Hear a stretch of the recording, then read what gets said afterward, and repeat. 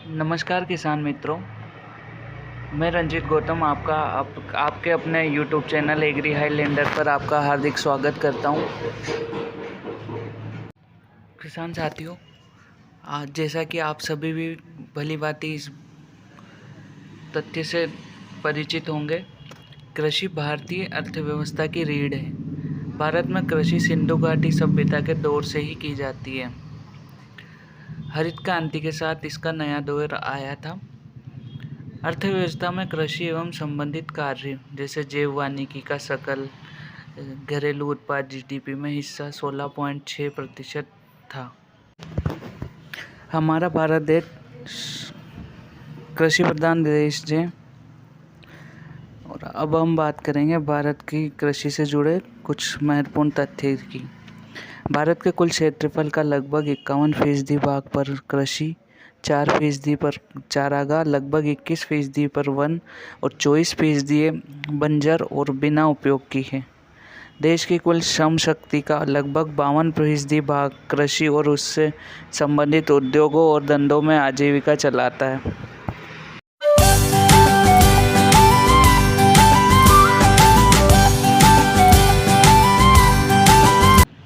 तो किसान मित्रों, कृषि ज्ञान की इस कड़ी में आज हम लेके आए हैं हमारा टॉपिक मसूर की खेती। मसूर की खेती की आज हम संपूर्ण जानकारी के लिए ये वीडियो बनाया गया है। किसान मित्रों, तो आपको बता दें कि भारत में मध्य प्रदेश में लगभग 39.56% में इसकी बुआई की जाती है। भारत में क्षेत्रफल की दृष्टि से पहले स्थान पर मध्य प्रदेश आता है। इसके बाद उत्तर प्रदेश व बिहार में 34.36% व 12.40% होती है। उत्पादन के अनुसार उत्तर प्रदेश में 36.65% लगभग 3.80 लाख टन व मध्य प्रदेश में 28.82% मसूर उत्पादन होता है। हमारे स्क्रीन पर आप देख सकते हैं मसूर की खेती के लिए बनाए गए प्लॉट। अब हम बात करेंगे मसूर की फसल की महत्वपूर्ण जानकारी। यह एक महत्वपूर्ण प्रोटीन युक्त दालों वाली फसल है। इसे ज़्यादातर मुख्य दाल के तौर पर, जो कि 2 भागों में द्वारा बनी होती है, खाई जाती है। यह दाल गहरी संतरी और संतरी पीले रंग की होती है। इसे बहुत सारे पकवानों में प्रयोग किया जाता है। इसे गेहूं के आटे में मिलाकर ब्रेड और केक भी बनाया जाता है। भारत दुनिया में सबसे अधिक मसूर पैदा करने वाला देश है। तकरीबन 12,000 हेक्टेयर में क्षेत्र में मसूर की खेती के आधुनिक तकनीकों से की जाती है, जिससे कि फसल की पैदावार में वृद्धि होती है। किसान मित्रों, राजस्थान में मसूर उत्पादन में प्रथम जिला भरतपुर है। भरतपुर में राजस्थान में सबसे ज़्यादा मसूर का उत्पादन होता है। मसूर जो कि अपने दलहनी फसलों में से एक है। मसूर फसल की महत्वपूर्ण जानकारी के लिए मैं आपको बता दूं कि मसूर का कुल फैबेसी कुल रहता है। इसका साइंटिफिक नेम फैबेसी है। इसका किंगडम प्लांटेनी रहता है, प्लांटी।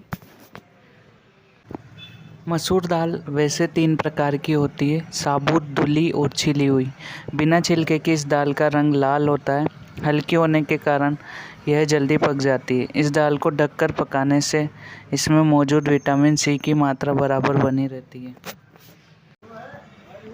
किसान साथियों, अब हम बात करने वाले हैं मसूर की खेती में ज़मीन की तैयारी, लैंड प्रिपरेशन ऑफ मसूर। सीड बेड तैयार करने के लिए हल्की मिट्टी और कम जुताई की आवश्यकता होती है।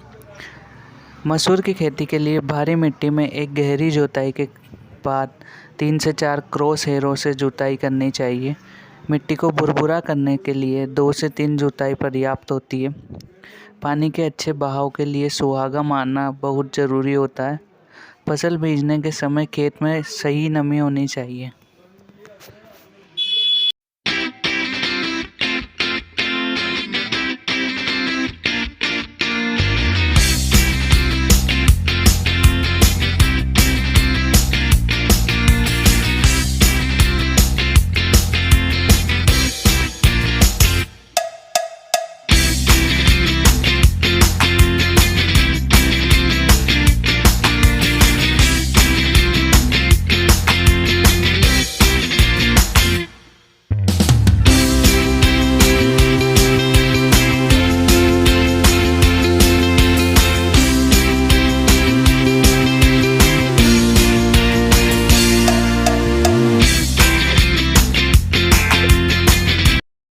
मसूर की खेती के जानकारी के इस क्रम में अब हम बात करेंगे मसूर की बिजाई की। मसूर की बिजाई की अब हम बात करने वाले हैं। मसूर की बिजाई का समय नवंबर महीने में पूरी लेनी चाहिए। बिजाई में देरी करने में पैदावार में कमी आ सकती है। अब हम बात करते हैं बीजों में फासला। यह बहुत ज़रूरी तथ्य होता है खेती के। पंक्तियों में बीज 22 सेंटीमीटर की दूरी पर बोने चाहिए और देरी से बिजाई करने वालों की हालातों में पंक्तियों की दूरी कम करके 18 सेंटीमीटर ही कर देनी चाहिए। अब बात करनी है हमें बीज की गहराई। मसूर की खेती के लिए बीजों को 3 से 4 सेंटीमीटर गहराई में बोएं। बिजाई का ढंग। बिजाई के लिए पोरा ढंग या खाद और बीज वाली मशीन का प्रयोग करना चाहिए। इसके अलावा इसकी बिजाई हाथों से छींटा देकर भी की जा सकती है।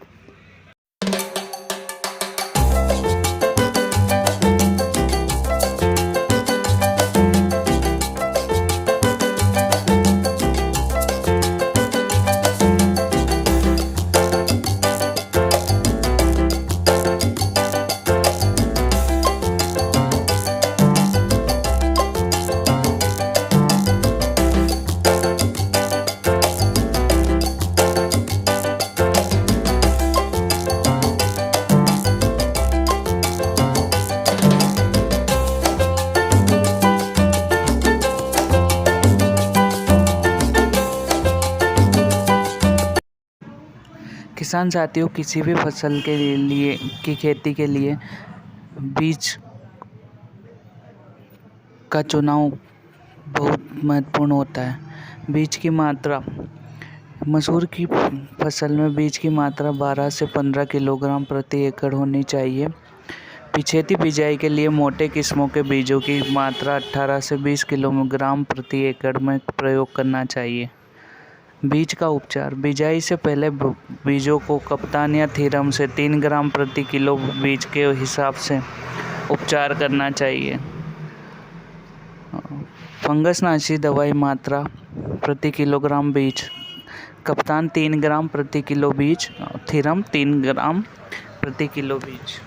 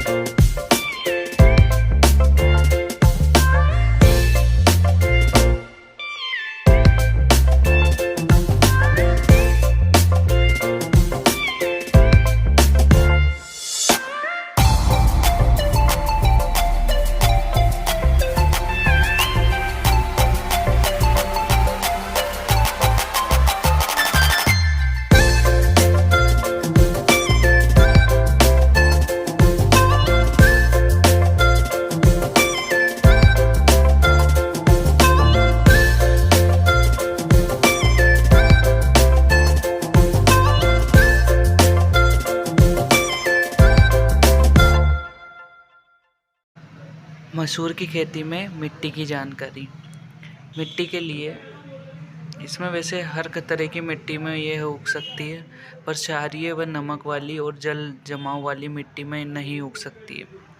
मिट्टी नदीन और जड़ रहित होनी चाहिए ताकि बीज एक जैसी गहराई में बोए जा सके।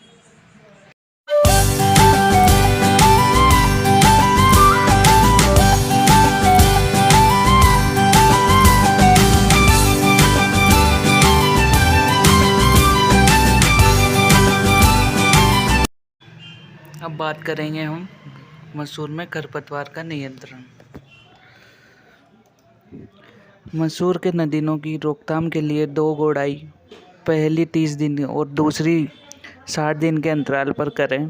45 से 60 दिनों तक खेत को नदीन मुक्त रखें ताकि फसल अच्छा विकास करे और ज़्यादा पैदावार दे। इसके अलावा स्टम्प 30 cc 550 ml बीजने के साथ 2 से 3 दिनों के अंदर छिड़काव करें और इसके साथ एक गोड़ाई 50 दिनों के बाद करें, जो कि नदीनों की रोकथाम के लिए बिल्कुल अनुकूल मानी जाती है।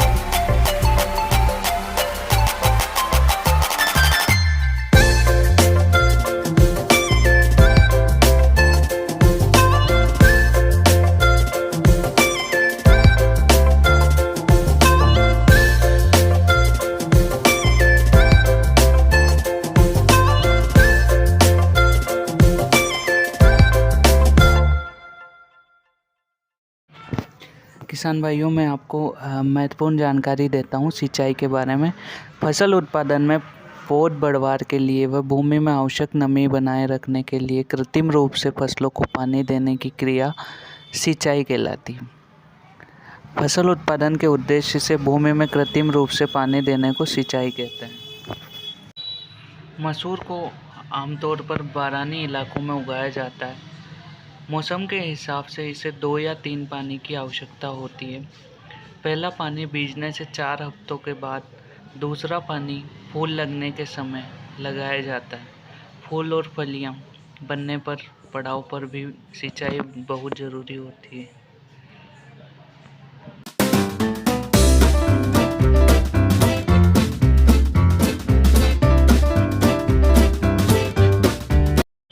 किसान भाइयों, अब हम बात करने वाले हैं पौधे की देखभाल की, जो कि खेती की प्रमुख कड़ी रहती है। यह हमारे होने वाले उत्पादन को भी बदल सकते हैं। अगर समय रहते इन हानिकारक कीटों की रोकथाम नहीं की जाए तो यह हमारे उत्पादन को हानि पहुंचा सकते हैं। अब हम बात करेंगे हानिकारक कीट और उनकी रोकथाम के बारे में। फली छेदक सुंडी। यह सुंडी पत्ते, डंडियाँ और फूलों को खाती है। यह मसूरे की खतरनाक सुंडी है और पैदावार को बहुत ज़्यादा नुकसान पहुंचाती है।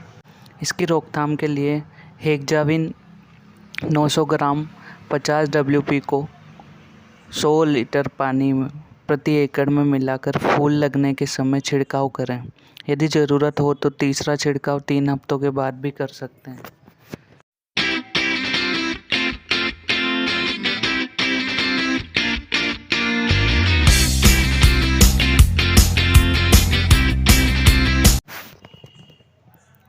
मसूर की बीमारियां और उनकी रोकथाम। मसूर की प्रमुख बीमारी होती है कुंगी। इससे टहनियाँ, पत्ते और फलियों के ऊपर हल्के पीले रंग के उभरे हुए धब्बे पड़ जाते हैं। ये धब्बे ग्रुप के रूप में नज़र आते हैं।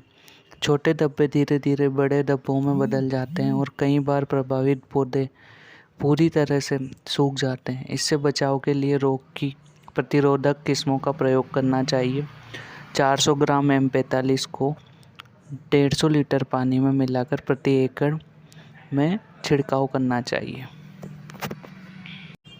M45 का टेक्निकल होता है मैनकोजेब 75% WP, मैनकोजेब 75% WP। ये कॉन्टैक्ट फंगिसाइड होता है। ये फंगस के कॉन्टैक्ट में आने से हमारी फसल में उस फंगस से बचाव करता है।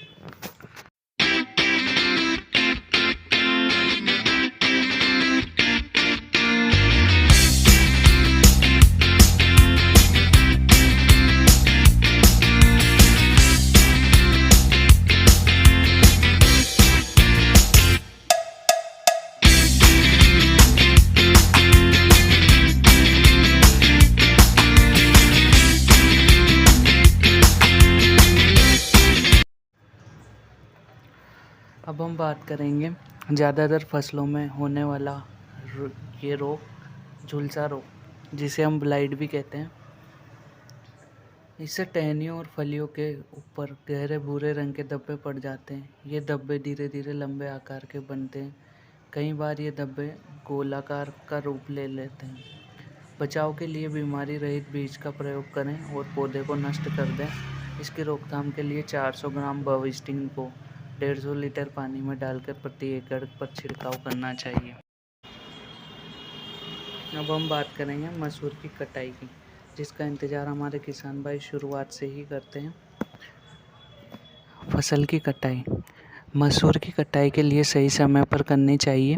जब पौधे के पत्ते सूख जाएं और फलियां पक जाएं, तब फसल कटाई के लिए तैयार हो जाती है। देरी करने से फलियां झड़ना शुरू कर देती है। इसकी कटाई दांतरी से करें। दोनों को साफ करके धूप में सुखाकर 12% नमी पर स्टोर कर लें। किसान भाइयों, अब मैं बताने जा रहा हूँ आपको मसूर, जिसका हमारे शरीर में क्या उपयोग है। यह कमज़ोरी दूर करती है। मसूर शारीरिक कमज़ोरी दूर करने के साथ साथ खून को भी बढ़ाने में काम आती है।